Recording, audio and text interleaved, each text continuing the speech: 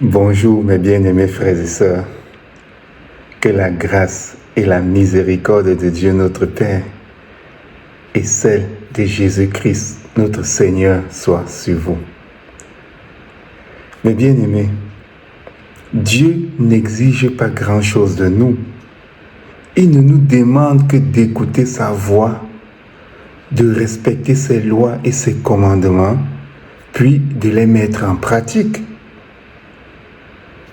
Mais depuis la création du monde, des hommes et des femmes ont désiré faire des vœux à l'Éternel, soit pour lui être agréable, soit pour obtenir de lui quelque chose.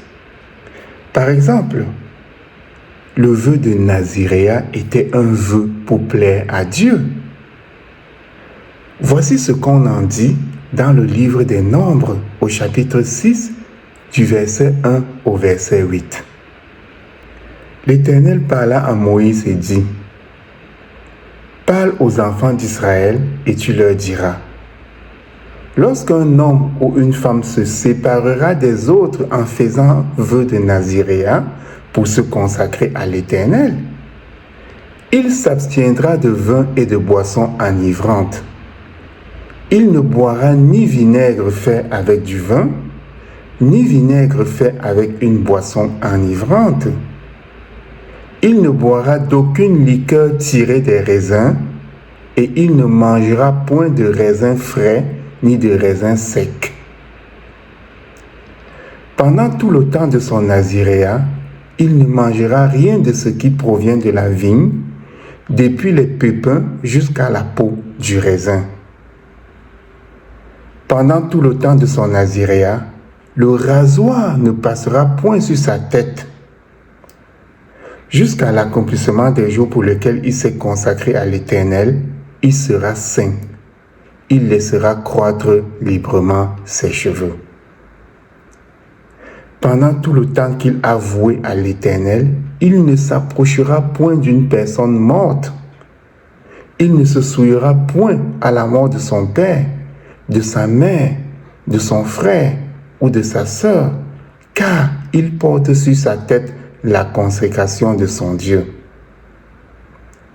Pendant tout le temps de son naziréa, il sera consacré à l'Éternel. Ainsi donc, le vœu de Naziréa est un serment par lequel une personne se consacre à Dieu pendant un temps déterminé. Ce vœu était volontaire et impliquait de sacrifier certains aspects de sa vie pendant la durée de son engagement. Les personnes qui faisaient ce vœu n'attendaient nécessairement pas une compensation pour les sacrifices qu'elles effectuaient. Elles le faisaient simplement pour plaire à Dieu. Le deuxième type de vœu qu'on peut faire à l'Éternel se présente comme un marché qu'on conclut avec Dieu. Par exemple, l'histoire de la vie de Jacob nous dévoile qu'à une période de son existence, il a dû fuir la colère de son frère Ésaü, à qui il venait de ravir le droit d'aînesse. Et pendant sa fuite, c'est-à-dire pendant son voyage qui le menait loin de Canaan, Jacob fit un songe dans lequel l'Éternel lui parla. Et à son réveil, il fit un vœu au Tout-Puissant en disant: « Si Dieu est avec moi et me garde pendant ce voyage que je fais, s'il me donne du pain à manger et des habits pour me vêtir, et si je retourne en paix à la maison de mon Père, alors l'Éternel sera mon Dieu. » Ici donc, on voit que ce type de vœu est un marché conclu entre deux personnes. On voit que c'est donnant-donnant. D'un côté, Dieu doit protéger, nourrir et vêtir Jacob, et en retour, celui-ci doit lui donner l'exclusivité de son adoration. On verra aussi un tel vœu lorsque Anne, la mère du prophète Samuel, demande désespérément un fils à l'Éternel. Elle lui fait le vœu que s'il lui donne un fils, elle le consacrera à son service toute sa vie. Mes bien-aimés, Faire un vœu à Dieu est très risqué car, une fois prononcé, on ne peut plus faire marche arrière. Les textes qui, dans la Bible, régissent les modalités du vœu fait à Dieu disent ceci. Si tu fais un vœu à l'Éternel, ton Dieu, tu ne tarderas point à l'accomplir, car l'Éternel, ton Dieu, t'en demanderait compte et tu te chargerais d'un péché. Si tu t'abstiens de faire un vœu, tu ne commettras pas un péché, mais tu observeras et tu accompliras ce qui sortira de tes lèvres. Par conséquent, les vœux que tu feras volontairement à l'Éternel, ton Dieu, et que ta bouche aura prononcés, tu les accompliras. On peut lire ceci dans le livre du Deutéronome, au chapitre 23, les versets 21 à 23.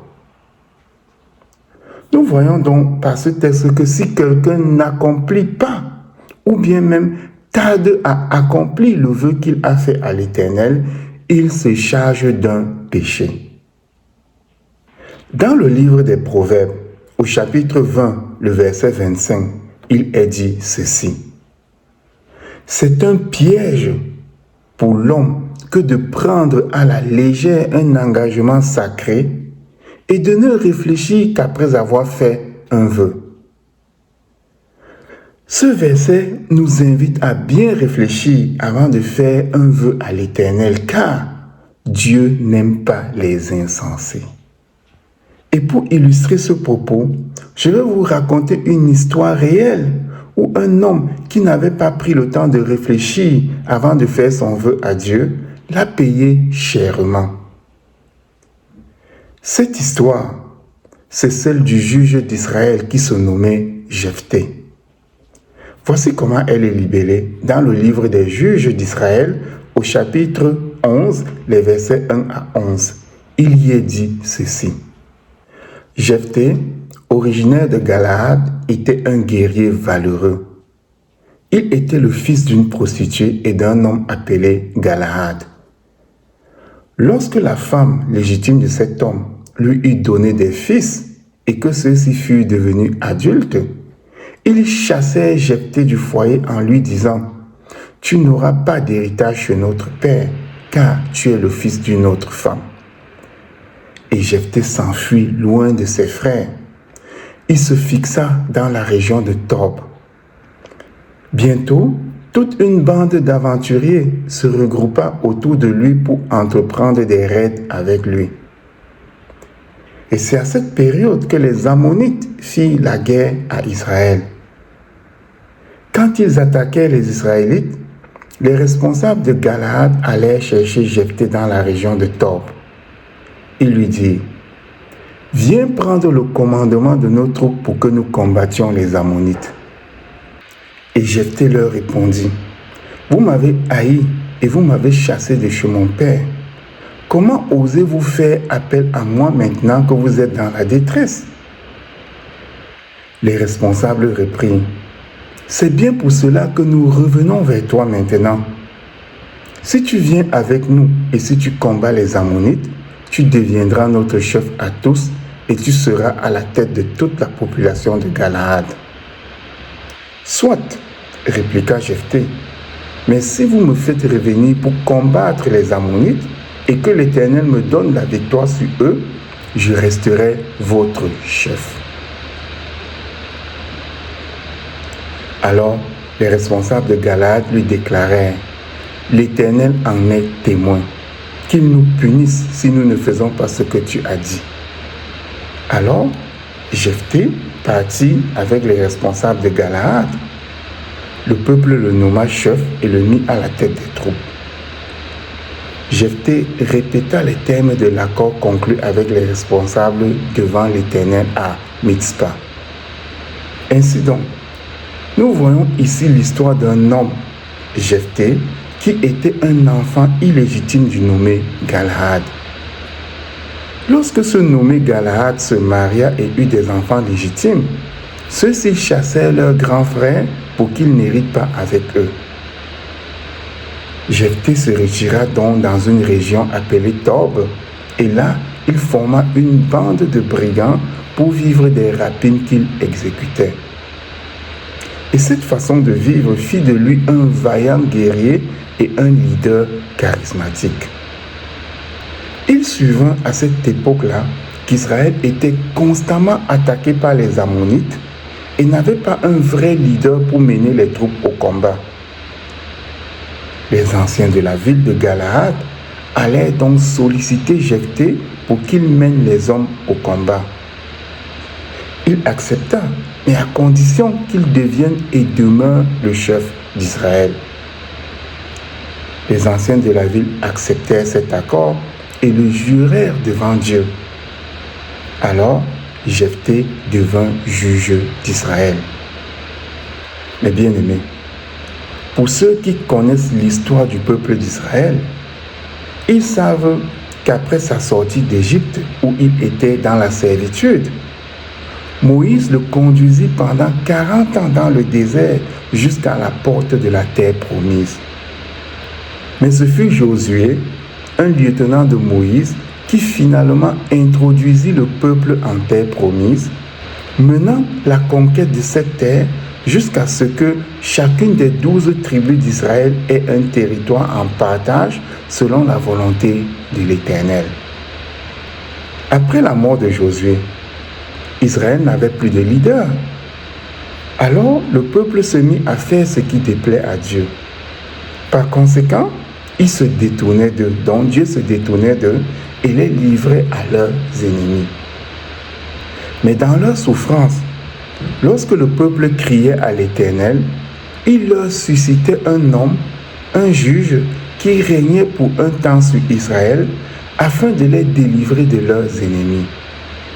Jephthé était l'un de ces hommes, mais il ne le savait sans doute pas, car lorsque Dieu suscitait un juge pour Israël, il lui donnait ce qu'il faut pour combattre ses ennemis. Et Jephthé, ne sachant pas cela, commit une erreur monumentale. Laquelle?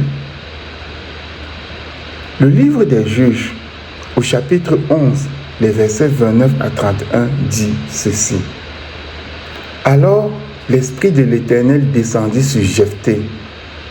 Celui-ci traversa les territoires de Galaad et de Manassé, puis il passa à Mitzpé en Galaad, et de là, il s'avança pour attaquer les Ammonites. Jephthé fit un vœu à l'Éternel et dit, « Si vraiment tu me donnes la victoire sur les Ammonites, je te consacrerai et je t'offrirai en holocauste la première personne qui sortira de ma maison pour venir à ma rencontre quand je reviendrai en vainqueur de la bataille contre les Ammonites. » Nous constatons ici que Jephthé fait un vœu à l'Éternel afin qu'il l'aide à remporter la victoire. Or, l'Esprit de l'Éternel était déjà descendu sur lui. Et nous savons que, généralement, c'est le signe produit par Dieu afin de nous montrer qu'il est avec nous pour nous soutenir. Cet esprit de l'Éternel qui était descendu sur Jephthé était suffisant pour lui assurer la victoire contre les Ammonites. Mais il fit à l'Éternel un vœu ignoble. Lequel? Il lui dit ceci. Si vraiment tu me donnes la victoire sur les Ammonites, je te consacrerai et je t'offrirai en holocauste la première personne qui sortira de ma maison pour venir à ma rencontre quand je reviendrai en vainqueur de la bataille contre les Ammonites. Voyez-vous ce qui se passe ici? Cet homme promet à Dieu de lui faire un sacrifice humain si celui-ci lui donnait la victoire contre les Ammonites. Et en plus, il semblait dire, qu'importe la personne qui sortira en premier de ma maison, je te l'offrirai en holocauste. Waouh! C'était fort ça. Mais d'où lui venait cette pratique d'holocauste humain? Certainement pas de la religion juive, car Dieu lorsqu'il instituait par Moïse les différents sacrifices, il ne demanda aucunement de sacrifier des êtres humains. Et pour preuve, dans le livre du Deutéronome, au chapitre 12, les versets 29 à 31, il est dit ceci. Lorsque l'Éternel, ton Dieu, aura exterminé les nations que tu vas chasser devant toi, lorsque tu les auras chassées et que tu te seras établi dans leur pays, garde-toi de te laisser prendre au piège en les imitant après qu'elles auront été détruites devant toi. Garde-toi de t'informer de leur Dieu et de dire comment ces nations servaient-elles leur Dieu. Moi aussi, je veux faire de même. Tu n'agiras pas ainsi à l'égard de l'Éternel, ton Dieu, car elles servaient leur Dieu en faisant toutes les abominations qui sont odieuses à l'Éternel, et même elles brûlaient au feu leurs fils et leurs filles en l'honneur de leur Dieu. Dans le livre du prophète Jérémie, au chapitre 32, le verset 37, il est aussi dit ceci. Ils ont bâti des hauts lieux à Baal dans la vallée de Ben-Hinnom pour faire passer à Moloch leurs fils et leurs filles, ce que je ne leur avais point ordonné. Et il ne m'était point venu à la pensée qu'ils commettraient de telles horreurs pour faire pécher Juda.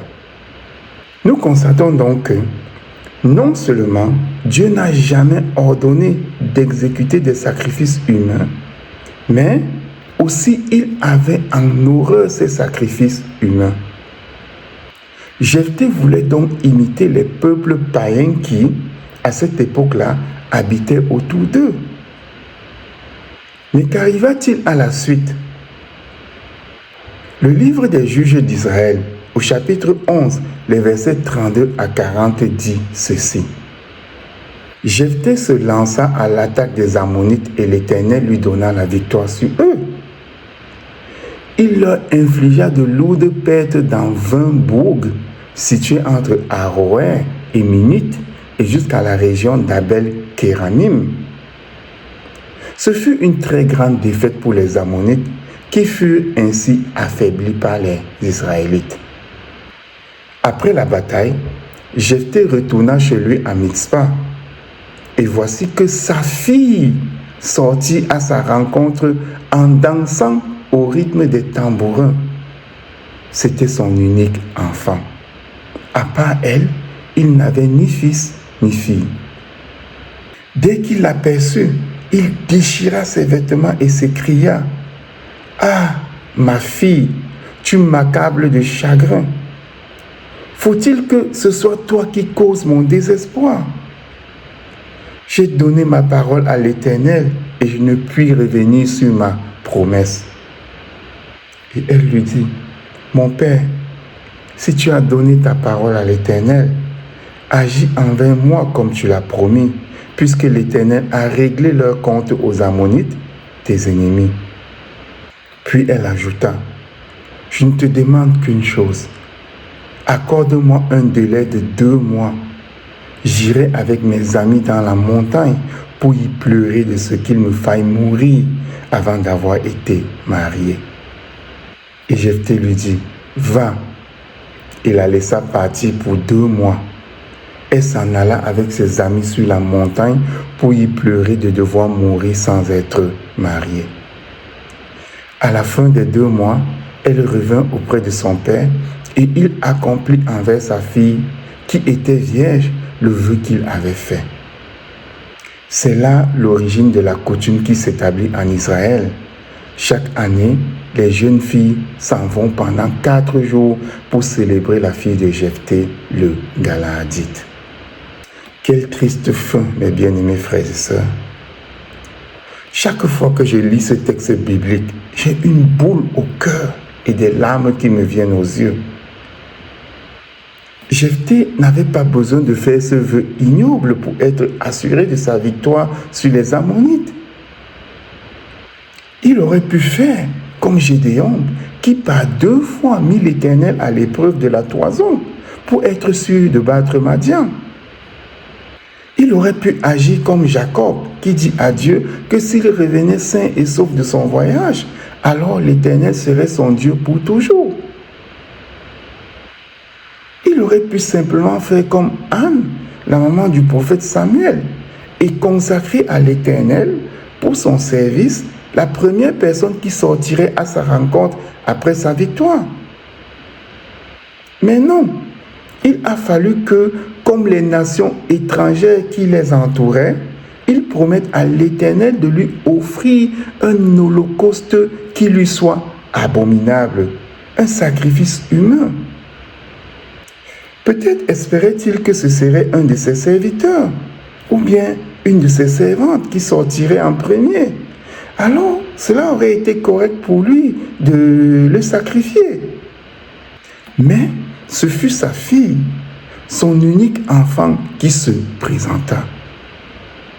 Et comme on ne peut révoquer un vœu qu'on a fait à l'Éternel, il tua son unique enfant. Dites-moi, mes bien-aimés frères et sœurs, était-ce une punition de l'Éternel de n'avoir pas intervenu pour que Jephthé ne tuât pas sa fille? Moi, je pense que oui.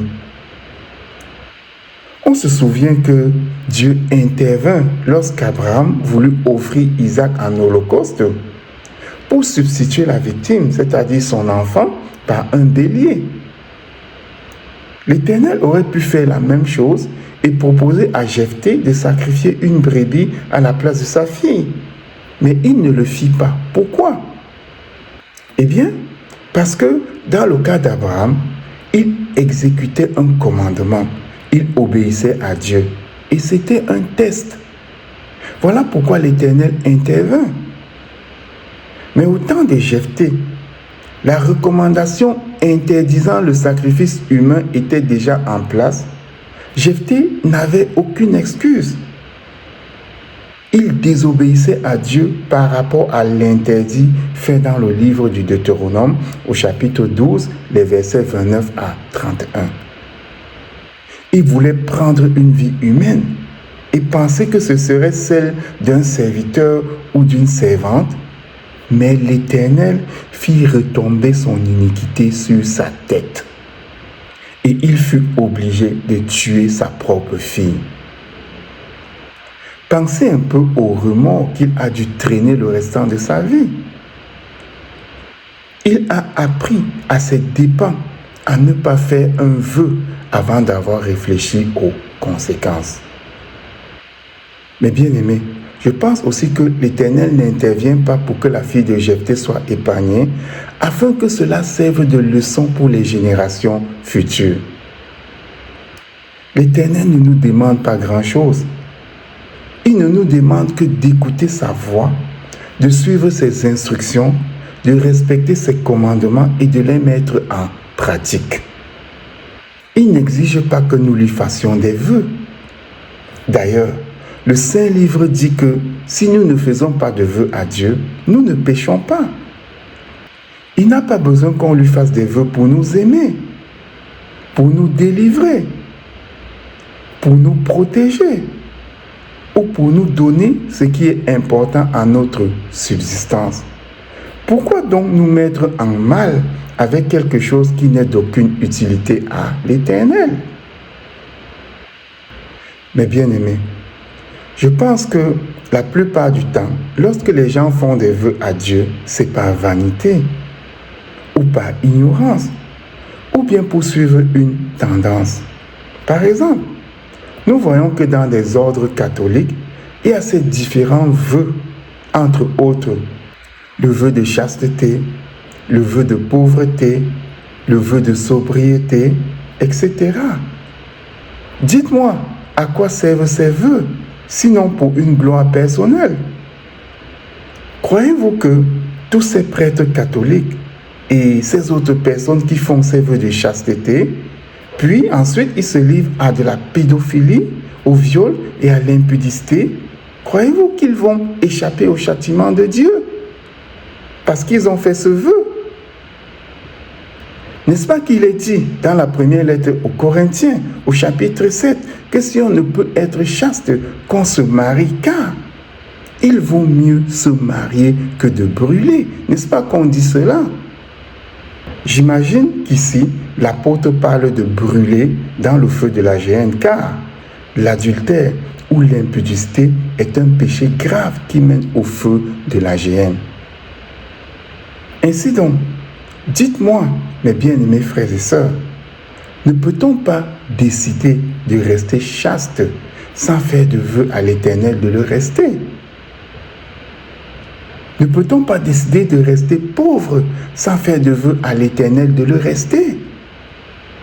Croyez-vous que ceux qui font des vœux à l'Éternel et les respectent ont-ils une récompense plus grande que les autres qui n'en font pas? Si vous le croyez, lisons ensemble la parabole des ouvriers engagés à différentes heures de la journée et voyons si vous avez raison. Lisons dans l'évangile de Matthieu, au chapitre 20, les versets 1 à 16, qui disent ceci. « Car le royaume des cieux est semblable à un maître de maison qui sortit dès le matin afin de louer des ouvriers pour sa vigne. Il convint avec eux d'1 denier par jour et il les envoya à sa vigne. Il sortit vers la 3e heure et il en vit d'autres qui étaient sur la place sans rien faire. Il leur dit, « Allez aussi à ma vigne, et je vous donnerai ce qui sera raisonnable. » Et ils y allèrent. Il sortit de nouveau vers la 6e heure et vers la 9e heure, et il fit de même. Étant sorti vers la 11e heure, il en trouva d'autres qui étaient sur la place, et il leur dit, « Pourquoi tenez-vous ici toute la journée sans rien faire ?» Il lui répondit, c'est que personne ne nous a loués. Allez aussi à ma vigne, leur dit-il. Et quand le soir fut venu, le maître de la vigne dit à son intendant, appelle les ouvriers et paye-leur le salaire, en allant des derniers aux premiers. Ceux de la 11e heure vinrent et reçurent chacun 1 denier. Les premiers vinrent ensuite, croyant recevoir davantage, mais ils reçurent aussi chacun 1 denier. En le recevant, ils murmuraient contre le maître de la maison et dirent, « Ces derniers n'ont travaillé qu'1 heure, et tu les traites à l'égal de nous qui avons supporté la fatigue du jour et la chaleur. » Et le maître répondit à l'un d'eux, « Mon ami, je ne te fais pas de tort. N'es-tu pas convenu avec moi d'1 denier? Prends ce qui te revient et va-t'en. Je veux donner à ce dernier autant qu'à toi. Ne m'est-il pas permis de faire de mon bien ce que je veux? Ou bien, vois-tu d'un mauvais œil que je sois bon? Ainsi, les derniers seront les premiers et les premiers seront les derniers. » Voyez-vous, mes bien-aimés frères et sœurs, la récompense est la même, qu'on ait travaillé ou non plus que les autres, ou bien qu'on ait fait et tenu un vœu, contrairement aux autres qui n'en ont pas fait. En conclusion donc, mes bien-aimés frères et sœurs, nous avons appris dans cette leçon qu'on peut faire des vœux à Dieu, soit pour lui être agréable, soit dans le but d'obtenir quelque chose de lui.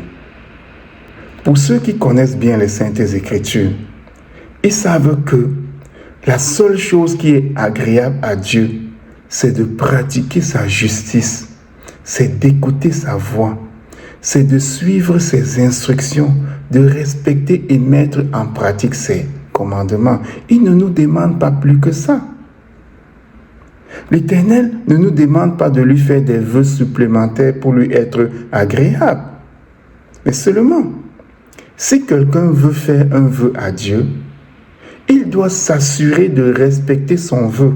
Sinon, il est un insensé. Et l'Éternel n'aime pas les insensés. La Bible dit que si on ne fait pas un vœu au Tout-Puissant, on ne pêche pas. Ce n'est pas une obligation de faire un vœu à Dieu. Si donc, par un zèle quelconque ou par une motivation quelconque, nous voulons faire un vœu à l'Éternel, il faut bien réfléchir aux conséquences de notre vœu. Souvenez-vous toujours de Jephthé, juge d'Israël, qui n'avait pas envisagé, avant de faire son vœu, que sa fille pourrait être la première à sortir l'accueillir après sa victoire sur les Ammonites. Et parce qu'il avait négligé ce détail, il perdit l'être sur la terre qu'il aimait le plus.